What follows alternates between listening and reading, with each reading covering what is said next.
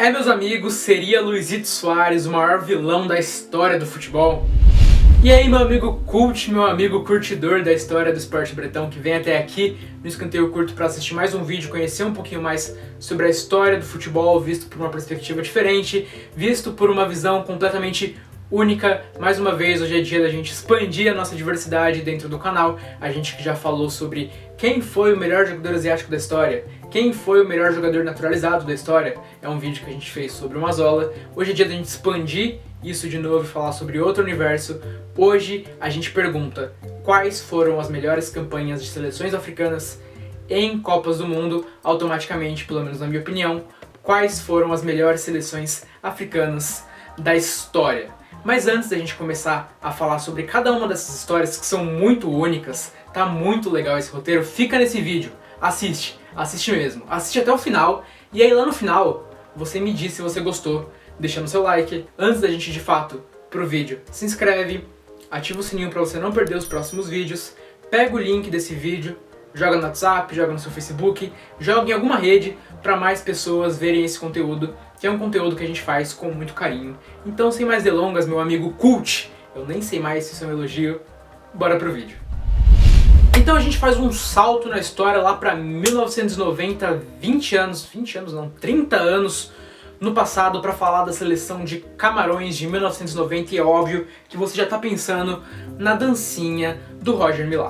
Mas antes da gente chegar lá, é bom a gente lembrar que lá em 1985, 5 anos antes, esse time era comandado por Claude Leroy, que é quem começa esse projeto de Camarões que daria certo de verdade lá em 1990. Ele começa um projeto muito legal, de um time com muita volúpia, um time com características de seleções africanas naquela época, um time muito forte fisicamente, um time muito concentrado, um time muito intenso, mas que tinha também peças pontuais de muita habilidade, de muito talento, como o Koundé, o Makanaki, o Mfedi, principalmente, já falei dele, Roger Milá, que desde aquela época já era um jogador veterano, mas sempre muito artilheiro, um cara com faro de gol, um cara que quando chegava ali naquela área ali de finalização das jogadas, era um cara que dificilmente errava, era um cara muito goleador, um dos maiores jogadores da história do futebol africano, se não o maior, e era a referência técnica daquela equipe.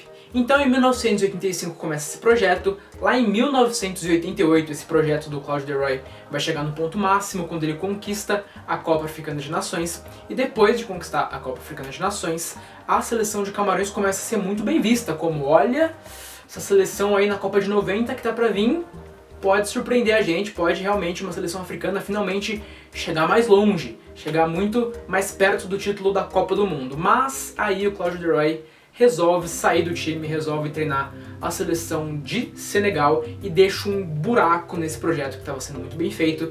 Então, Camarões contrata Valeri vou ver o nome dele aqui um minutinho. Valeri Nepomniachtchi, depois de errar muito, eu finalmente acertei o nome dele, nome difícil, o nome de URSS, o nome de um soviético na época, que vem para tampar esse lugar deixado pelo francês Claude Leroy. Ele era um cara que estava começando sua carreira como técnico, não era um cara firmado ainda, mas ele consegue com bastante facilidade classificar aquela seleção que já era boa de Camarões para a Copa do Mundo de 1990. Mas aí antes da Copa, uma bomba é jogada na seleção de Camarões. Roger Milá fala: estou me aposentando. Ele que, como eu já disse, já era veterano, tinha 38 aninhos na época, falou: estou me aposentando. Fez um showzinho ali, na minha opinião, tudo bem. Mas aí vem muita pressão popular, todo mundo faz campanha para que ele volte. Naquela época não tinha rede social, então eu não sei como que eram feitas as campanhas para os jogadores ficarem. Fizeram uma campanha, o próprio presidente de Camarões chega a ligar pro Roger Milá e falar: ô, Roger Milá, por favor, né, um dos grandes ídolos desse país, chega na Copa, acabamos de ganhar a Copa Africana de Nações, vamos jogar a Copa aí, né, meu filho? E aí, depois de toda essa pressão, ele resolve jogar. Então, depois dele decidir ficar, a seleção de Camarões, que já tinha definido quais seriam os seus adversários na primeira fase, na fase de grupos, que seriam a Argentina, atual campeã em 1986, em 1990 estava no grupo de Camarões, e a gente sabe que em 90 seria finalista dessa Copa.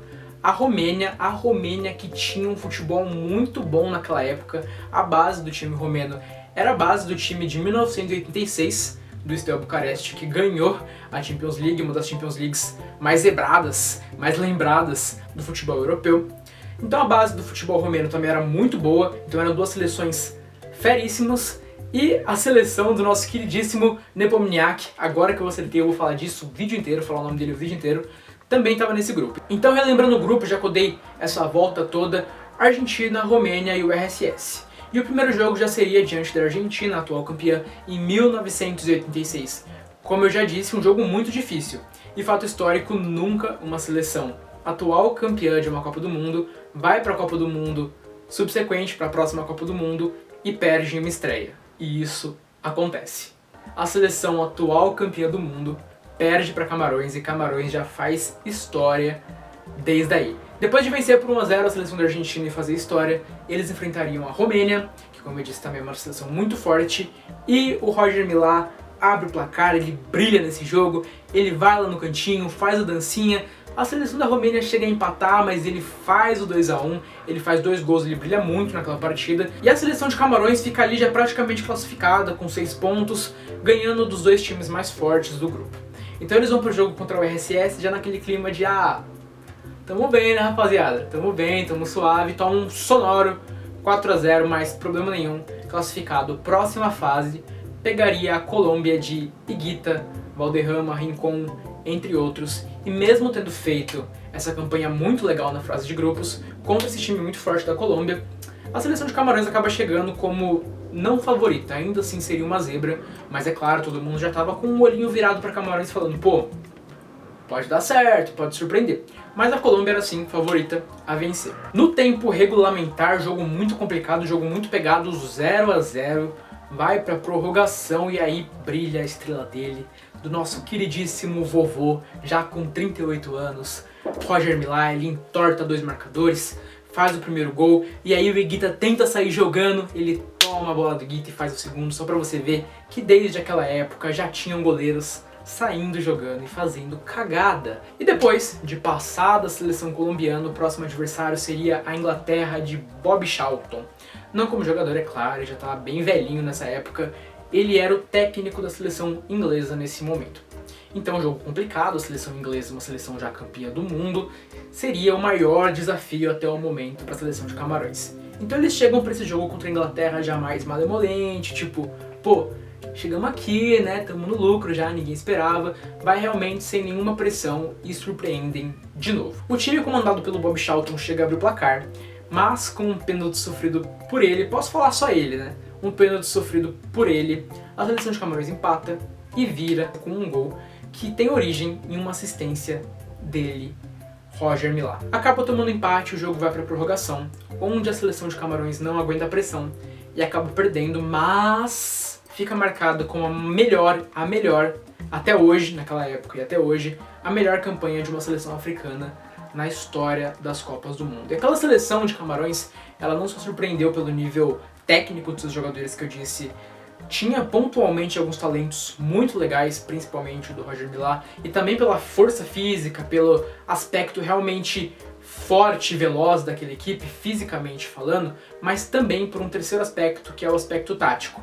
Para quem não lembra, aquela época, aquela Copa é a Copa do 3-5-2, todo mundo babava a bola do 3-5-2, o 3-5-2 era o único modelo possível, não tinha como fazer futebol de outra forma e a seleção de Camarões mostra que dava. É difícil até hoje falar como jogava aquela seleção de Camarões porque tinha muita variação tática, é difícil definir se aquilo era um 4-2-3-1 ou se era um 4-3-3, em alguns momentos era uma coisa, em outros era outra coisa. Mas de qualquer forma, foi muito importante para demonstrar que era possível fazer futebol de outra forma, que era possível pensar futebol taticamente de outra forma, o que a gente sabe é muito importante para o jogo evoluir. Porque se não tiver essas pessoas que pensam, esses grupos que pensam futebol de maneira diferente do que está sendo pensado atualmente, o futebol não cresce, o futebol não se revoluciona, o futebol não evolui. E um pontinho só pra gente fechar a seleção camaronesa, como eu já disse, eu acho que foi meio showzinho do Milá não querer participar daquela Copa, depois ele acaba participando, porque aos 42 anos ele ainda disputaria mais uma Copa lá em 94 e ele se sagraria, depois de fazer um gol diante da Rússia, um 6-1 para a Rússia, como o jogador mais velho a marcar numa Copa do Mundo aos 42 anos. É até hoje o jogador mais velho a ter marcado em um jogo de Copa do Mundo. Um marco impressionante desse cara que é 10. Ele é absurdo, ídolo demais. Então agora vamos partir para a próxima, vamos falar de Senegal 2002. Antes da Copa de 2002, Senegal tinha acabado de fazer a sua melhor campanha na história das Copas Africanas, tinha sido vice-campeão ainda em 2002. Então eles chegam na Copa já, pô, tamo bem, tamo chegando legal, melhor momento da história do Senegal no futebol, comandado por Bruno Metsu, mais uma vez um francês, comandando a equipe africana, que naquela época não era considerado um grande técnico no seu país natal. Na França ele era um técnico de terceiro escalão, mas ele conseguiu fazer seu nome dirigindo seleções, principalmente a seleção de Senegal. Até porque, diferentemente da seleção de Camarões, que tinha bons talentos individuais, como eu já disse, essa seleção de Senegal era muito limitada tecnicamente. Os principais destaques individuais daquela seleção eram o Diouf e o Salif Diao, os dois atuavam no futebol francês. O Diouf jogava pelo Lille e o Diao jogava pelo Sedan, os dois jogavam no futebol francês, então não eram considerados grandes craques, mas mesmo assim eram os melhores jogadores daquela seleção de Senegal. Os dois depois, coincidentemente ou não, seriam contratados pelo Liverpool por quantias milionárias, e aí mudaria um pouquinho o patamar dessa seleção vista a partir da história, mas naquele momento os destaques eram jogadores médios que atuavam no futebol francês. Falando em França, a França estava no grupo de Senegal na Copa do Mundo de 2002. O grupo era composto por, além de Senegal, o colonizador Senegal, a França, a Dinamarca e Uruguai, a tradicionalíssima seleção uruguaia. E no primeiro jogo eu disse, no de Camarões, um marco histórico que Camarões fez ao ganhar de uma seleção que tinha acabado de vencer a Copa do Mundo, e a seleção de Senegal repete o feito. A seleção francesa, que tinha sido campeã em 98, em cima de um tal de Brasil, perde na estreia de 2002 para a seleção de Senegal. No jogo seguinte, eles arrancam um empatezinho com a Dinamarca, que tinha ganhado da seleção uruguaia. E no último jogo, no jogo diante do Uruguai, eles chegam a abrir 3-0 aos 26 minutos do primeiro tempo, mas acabam tomando 3-3. Mas isso foi suficiente, esse empatezinho, para que Dinamarca e Senegal se classificassem e deixassem para trás França e a seleção celeste, o Uruguai, duas seleções tradicionalíssimas, ficando para trás. No mata-mata, Senegal chega e teria de enfrentar a Suécia, que também era uma zebra, e saiu de um grupo, o grupo da morte, em que tinha Inglaterra e Argentina. Se enfrentam então as duas zebras e o jogo acaba indo para prorrogação, onde o gol de ouro dá a classificação para a seleção senegalesa, que chega às quartas de final empatando com a seleção camaronesa de 1990, com a melhor campanha de uma seleção africana na história das Copas do Mundo, mas não consegue passar das quartas de final, porque diante de mais uma zebra, diante da Turquia, que era uma seleção mais fraca que a senegalesa, teve um caminho bem mais tranquilo para chegar até as quartas de final, mais uma vez na prorrogação, prova do próprio veneno, toma o gol de ouro e vai para casa mais cedo. A seleção senegalesa, que chegou às quartas de final, uma seleção que marcou a história, como eu já disse, é para poucos, tem a melhor campanha de uma seleção africana na história, só voltaria a disputar uma Copa do Mundo em 2018, comandado pelo nosso queridíssimo Mané. Comandado pelo Mané, em 2018 eles chegam a mais uma Copa do Mundo, mas acabam não passando para as oitavas de final pelo quesito de cartões amarelos, quando passou o Japão no grupo de Senegal. Então agora vamos falar de uma campanha que vocês, assim como eu da geração Enzo, devem conhecer melhor, que é a história da seleção ganesa de 2010. Mas para falar dessa história da seleção ganesa, que empata com a seleção de Camarões e com a seleção do Senegal como melhor campanha de uma seleção africana na história das Copas do Mundo, a gente tem que ir lá para 2006, quando pela primeira vez a seleção ganesa disputa uma Copa do Mundo e já chega às oitavas de final, um grande feito para quem estava disputando pela primeira vez uma Copa do Mundo. Mas o projeto da seleção ganesa naquela época já estava em baixa, já estava caindo, isso porque estavam surgindo na base, estavam surgindo muito novos, grandes jogadores como o Asamoah, como o Ayel, como o Jean, como o Boateng, como o Muntari, e os jogadores que disputaram aquela Copa de 2006 já estavam perdendo espaço. Então, eles precisam refazer o projeto para colocar esses jogadores entrando nesse time. Esses jogadores que eram muito bons, estavam surgindo, indo para a Europa, fazendo nome, precisavam entrar nesse time. Então o técnico, o Milovan Rajovac, então ele tem que refazer esse projeto para incluir esses jogadores, já que eram jogadores muito bons e que tinham muito futuro, colocando assim muitas expectativas futuras para a seleção ganesa. Então eles vão disputar a Copa Africana de Nações. É muito importante a Copa Africana de Nações, como vocês perceberam, para medir o nível das seleções africanas, já que eles jogam dentro do continente entre si, de uma forma mais nivelada, e eles ficam com o vice. É até meio estranho eles ficarem com o vice, porque eles eram muito favoritos para vencer, como eu já disse, era uma geração muito boa, e eles perdem para o Egito na final. Então na final todo mundo fica meio... Ei, dava para ter ganhado, era favorito, o Egito. Mas mesmo assim todo mundo entende que era uma seleção muito forte, uma seleção que vinha com muita força para a Copa do Mundo de 2010 e não pega muito no pé. Então chega 2010 e eles pegam um grupo, se comparado com os grupos das seleções que a gente falou até agora, Senegal e Camarões, um grupo mais tranquilo, com Sérvia, Austrália e Alemanha. Fazem a lição de casa nos 2 primeiros jogos, ganham da Sérvia, ganham da Austrália e contra a Alemanha, como esperado, perdem, mas por fazer a lição de casa, vencer as 2 seleções mais fracas do grupo, eles se classificam mesmo com a derrota. Então nas oitavas eles pegam os Estados Unidos em um jogo muito emocionante, que termina 2-1. Aos 93 minutos de jogo, o Jean classifica a seleção ganesa para as quartas de final e agora vai! Agora uma seleção africana chega às semifinais. O jogo estava 1-1 diante do Uruguai nas quartas de final. Essa história eu tenho certeza que você conhece. O jogo estava 1-1. Último lance da prorrogação. A bola estava indo em direção ao gol. O gol da seleção uruguaia já tinha batido o goleirão. E Luizito Soares... Pá! Não. Luizito Soares não era goleiro daquele time. Ele tira a bola com a mão, defende, é expulso. No último lance da prorrogação, a seleção ganesa tem a chance de fazer o gol e se classificar para uma semifinal. Jean na bola muito alta, fora do gol. O Luizito Soares ele fez uma grande de uma aposta de tirar a bola com a mão, a seleção ganesa teria um pênalti, ele ainda seria expulso e a aposta dele deu certo. Isso porque a seleção ganesa perde o pênalti com o Jean, como eu disse.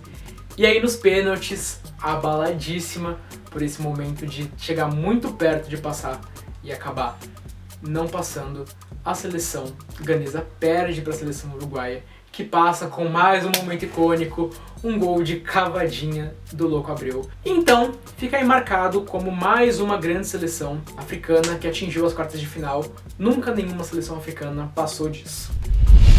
Mas você achou que acabava por aqui, meu querido batedor de escanteio? Não acaba por aqui, porque o escanteio curto não para.